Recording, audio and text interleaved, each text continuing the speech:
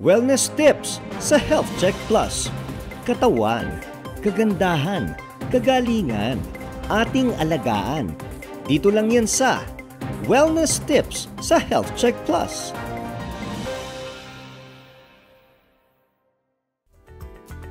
Nagbabalik ang Health Check Plus, ang programang pinagkakatiwalaan ng mga eksperto. Kasama pa rin natin si Dr. Sachiko Esterier, isang medical oncologist at internist para pag-usapan ang prevention at early detection ng mga cancer na nakakaapekto ng ating kababaihan. Dr. Sachiko, napakarami na po nating napag-usapan kanina, pero may isa po tayong health checker dito nagtatanong kung kailan at gaano po kadalas dapat ginagawa ng ating mga kababaihan ang mga gynecological tests or screenings? Gaano kadalas? Okay, at kailan? Gaano kadalas? Ang interval po or pagitan usually nga po ay every 3 years. Okay? In general, lalo na kung ang pap smear po ang kinukuha. And nagsisimula po as early as 21 years old. At meron din pong mga guidelines or na societies na nagsasabi na actually kung sexually active na ang pasyente, maaari na din mag-start din talaga ng pagkuha ng pap smear para ma-screen. Kasi actually ang sexual, dahil nga ang HPV, ang most common na sanhi ng cervical cancer or risk factor ng cervical cancer ay sexually transmitted. So, it makes sense, di ba, na mas nag-screen tayo kapag nag-start na maging sexually active ang ating mga kababaihan. Yun po pala yun, no, Doc Sachiko. So, kanina nabanggit natin yung every 3 years na pagpa-pap smear, no? Pero, alam niyo, Doc Sachiko, meron din pang isang tanong dito. Ano daw po ba yung pagkakaiba ng pelvic exam na tinatawag sa pap smear? Meron po ba itong pagkakaiba? Kasi mukhang yung isang health checker natin ay ang nagawa rin sa kanya ay yung pelvic exam. Okay. Ang pelvic exam po ay ang pag-check ng inyong doktor doon sa puwerta para makita, ma-visualize ng mata kung meron pong mga suspicious na areas po doon mismo sa cervix. So, usually gumagamit ng instrumento, ang tawag dito ay speculum, para ibuka ang ating puwerta at makita yung area ng cervix. So, kumbaga, gross examination siya or yung kita ng mata ng doktor ninyo. Yun ang pelvic exam. Yun din, ang pelvic exam, ini-involve din po nito ang pagkapa ng doktor ninyo sa may gawing baba ng inyong tiyan para matignan kung meron po again na mga suspicious lumps or bukol na kailangang investigahan. So, more of ang pelvic exam yung ginagawa ng doktor para makita or makapa.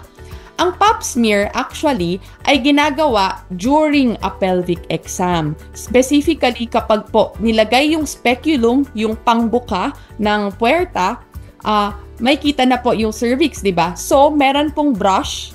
Ang pap smear, may brush na diagnostic brush, pinapahid po doon sa area ng cervix para po makakuha ng sample. And then, yun na po yung isi-send mismo sa laboratory. So, actually, maraming ang nalilito. Ano ba yung pelvic exam? Ano ba yung pap smear? It's actually magkasunod. Okay, pinapelvic exam usually. And then, pag may pahintulot yung pasyente, pag nasilip na, diretso na. May brush na and then ipapap smear na yung pasyente. May iba naman, ino-option na, okay, pelvic exam lang. Or ang kailangan niya lang naman talaga ay pelvic exam lang.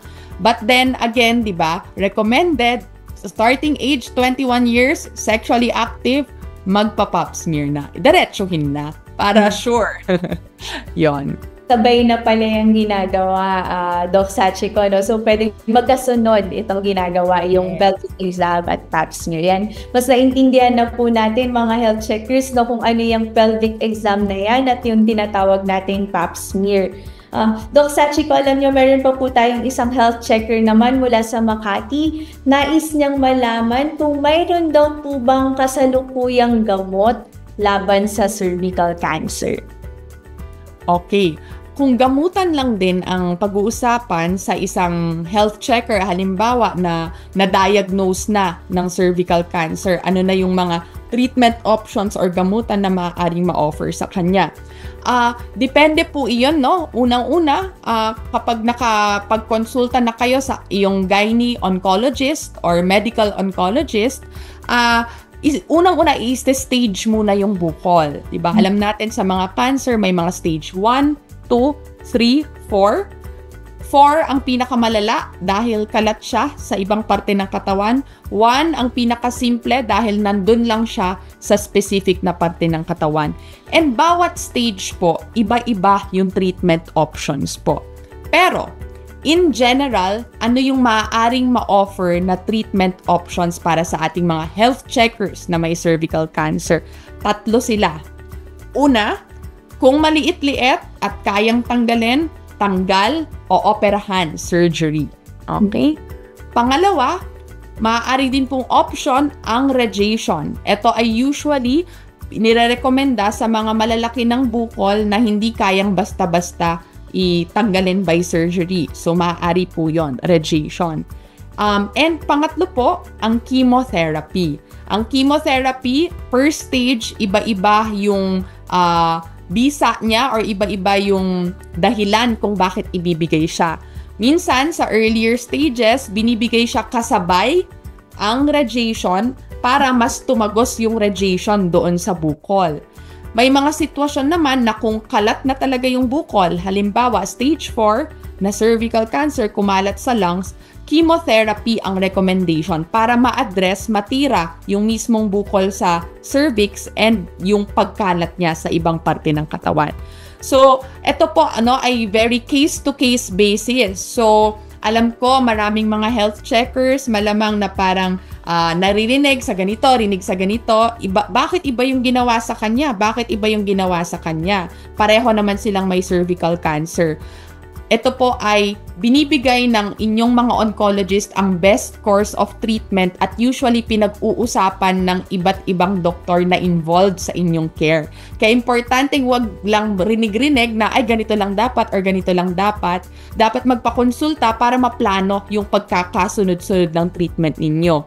At kung ano yung pinaka-appropriate. Kung surgery lang ba, surgery tapos magre-radiation or radiation at magki-chemo or chemo na lang. Pero in general, Teacher Ellie, kahit medyo magulo siya, no, kasi specific talaga case to case, expect na yung 3 yon, umiikot lang doon sa 3 yon ang gamutan ng cervical cancer. Ayan po mga health checkers, no, napakalinaw ng pag-explain ni Dr. Sachiko sa atin kung ano-ano yung mga pwedeng mga treatment options kapag tayo ay na-diagnose ng cervical cancer. Kasi alam niyo po, Dr. Sachiko, marami po sa ating mga health checkers ay maaaring nag-aalala, no? Kaya sila hindi nagpapakonsulta, ito ba ay mamamatay na ba ako? Yan po yung usually nilang iniisip, no, kapag sila ay na-diagnose ng mga sakit tulad ng cervical cancer. So masaya po kami na nalalaman na ito ay may mga available na mga treatment options para sa kanila. Dr. Sachiko, kami po ay curious din, no, sa inyong experience kasi nabanggit po ninyo 35 to 45 po usually ang nadadiagnose nitong cervical cancer na ito. Sa inyong experience po, kasama ang inyong mga pasyente, ano-ano po yung usual na agam-agam ng mga pasyenteng na humaharap po nitong cervical cancer na ito? Well, yung usual at common talaga ngayon, lalo na sa era ng Google, ay actually before pa man pumunta ang isang pasyente sa clinic, na-Google na niya. So may mga nakita na siya, may mga nabasa na siya, o may mga nakita ng mga advertisement sa Facebook. Na actually, yung marami silang tinatanong specifically, number 1, is yung ano bang treatment talaga, kasi may nakikita silang mga ibang treatment, ozone therapy, ganyan, or some herbal medication na kung ano man, na madaming advertisement, kaya parang kapani-paniwala. Pero safe to say sa ating mga health checkers na yun talaga, umiikot lang sa 3 yon kung treatment sa cervical cancer. Kung labas na doon sa 3, sa surgery, radiation, chemotherapy, magtaka na kayo and kausapin ang inyong mga doktor. Kasi malamang ay hindi po totoo yung treatment na yon. Ang pangalawa din naman na concern ng mga may cervical cancer na nagkokonsulta sa clinic ay ano ba yung may kailangan bang hindi kainin or bawal ba kumain. Actually, medyo meron ding mga nagtatanong madami-dami na bawal ba mag-asukal? Yun ang lagi nilang tanong sa mga cancer patient. In general, ang inyong mga oncologist or cancer specialist ay nag-e-encourage ng healthy diet. Healthy, balanced diet. Walang bawal talaga. Hindi bawal mag-asukal ng kaunti sa inyong kape tuwing umaga, mga health checkers. Hindi yan magpapalala ng inyong cancer. Pero what we advise as a diet for cancer patients is in general is to lessen yung red meat na intake. And also to eat more fruits and vegetables. And with preference for white meat like eggs, chicken, tofu, yon. Pero wala namang exactly bawal talaga. Kaya, ayun, parang yung myth lang din na yon na, lalo na yung sugar myth, napakadaming naniniwala. Takot na takot sa asukal. So, pwede naman. It brings joy to life pag in moderation. Totoo ka dyan, Dr. Sachiko, no? So, hindi naman po pala bawal, no? Itong mga asukal na ito. Baliktarin lang po natin ng konti, Dr. Sachiko. Paano naman po, ano po ang mga advice ninyo sa ating mga kababaihan ngayon, no? Para hindi naman o maiwasan naman nila yung mga cancers na talagang target ang mga kababaihan tulad po nitong mga cervical cancer. Cancers in general. Pero, teka, punta muna tayo sa specific sa cervical cancer, no? Number 1, get vaccinated. Okay? Kung abot ka pa doon sa edad na sinabi natin kanina, get vaccinated. Sayang yung opportunity na ma-prevent siya. But, if nakalampas na, second best is early detection by screening. So, get your regular pap smears. Yun yung pangalawa. Kung cervical cancer yung pinag-uusapan. Cancers in general, para makaiwas or ma-prevent ito, mababaan yung tsansa na magkaroon ng cancer. Number 1, do not smoke or stop smoking. Okay? Number 2, have a healthy diet. Tulad nung sabi natin kanina, less red meat, less processed food with preservatives, yung mga canned goods, instant foods. Sana mga niluluto na lang natin na ulam. Tsaka make sure it is balanced and with more fruits and veggies incorporated.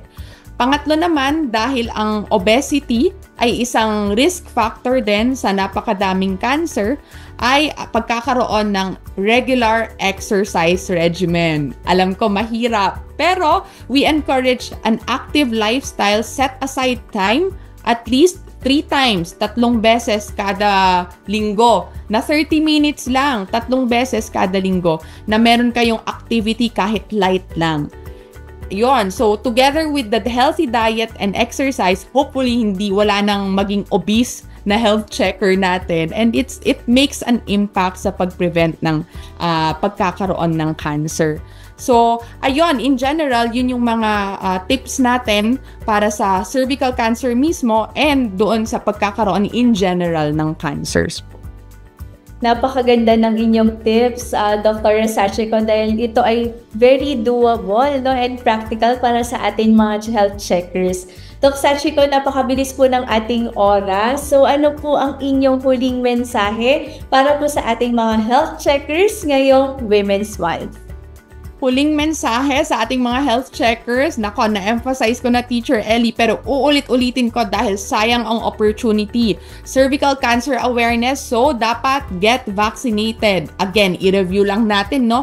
Ano yung edad ng vaccination? So as early as 9 years old.